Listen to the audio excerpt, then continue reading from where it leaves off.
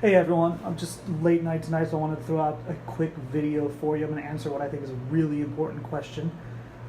Does your 401k suck? This is actually, I think, a really good question for you because a lot of people aren't investing in their 401k because they just don't know if it's a good idea or not. Well, first up, I'll tell you this.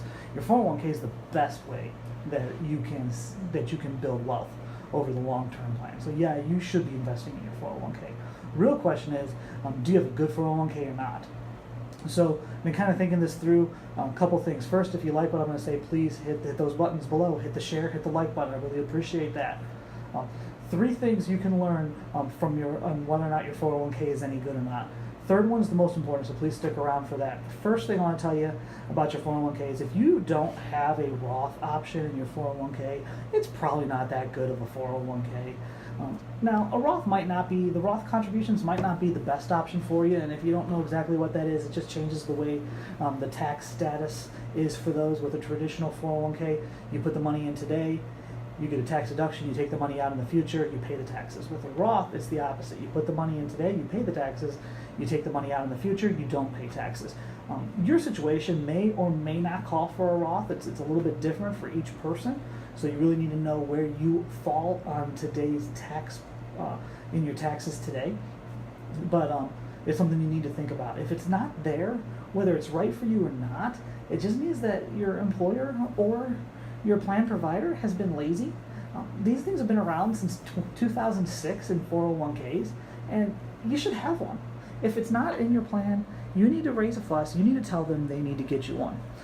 The second thing you need to know about with 401ks is to know whether or not your plan is any good. It really has to do with your plan provider. It has to do with whether or not you are getting good education. So your plan provider, whether it's Fidelity or Franklin or American Funds or Vanguard or Employee Fiduciary, whoever it is that's providing your 401k for you on behalf of your employer, they have a responsibility to come in and educate you on behalf of your employer. A lot of times the employer decides we don't want to do it, we want that plan sponsor, specifically the broker for your plan, not just the plan sponsor, but that broker, that person who comes in and helps you fill out the forms. That's the person who's supposed to educate you.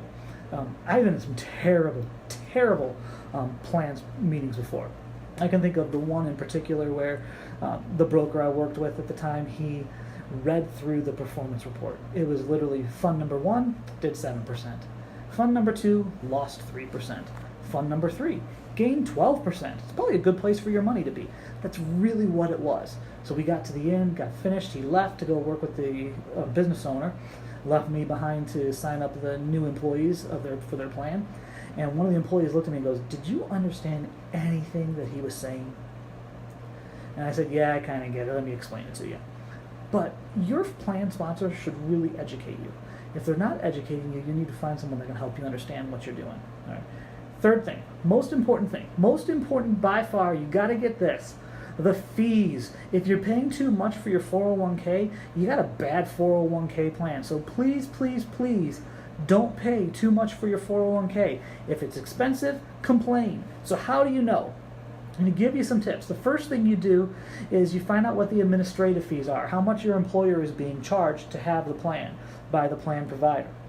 You can actually find this on your summary plan report. It's going to have an area under it where it talks about the financials and how much money is in the plan and how much the fees were for the plan. Find that. That's the first place. They can pay those fees or they can pass them on to you.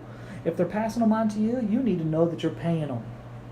Second fee is called the expense ratio. This is the cost of the mutual fund that you are picking and choosing. If your expense ratio is over 1%, they are way too high. You need to be careful about this. This is extremely important. If it is between 1% and 0.5%, it's not extremely high, but it's still fairly high. You shouldn't be super happy, but I wouldn't be enraged. If it's under 0.5%, and these are kind of loose numbers, so don't think that this is like die-hard rules. If it's under 0.5%, you probably have pretty good funds. They're either low-cost active funds or they are index funds, which is great. The closer they get to 0.05%, the more likely they are to be index funds. The closer they are to 0.5%, the more likely they are to be active. If you want to know which is right for you, Google it. There will be a whole lot of heated debate, a lot of arguments. It's kind of like the Republicans and the Democrats. If you don't know your fees and you want some help finding them, shoot me a message, send me an email, give me a call for free. Mention this video for free. I'll give you a free review of your fees. Just let me know and I'll help you out. Other than that, hope you're investing in your 401k. If you're not, start tomorrow. Please don't wait. Go in, put some money into your 401k. Have a good night, guys.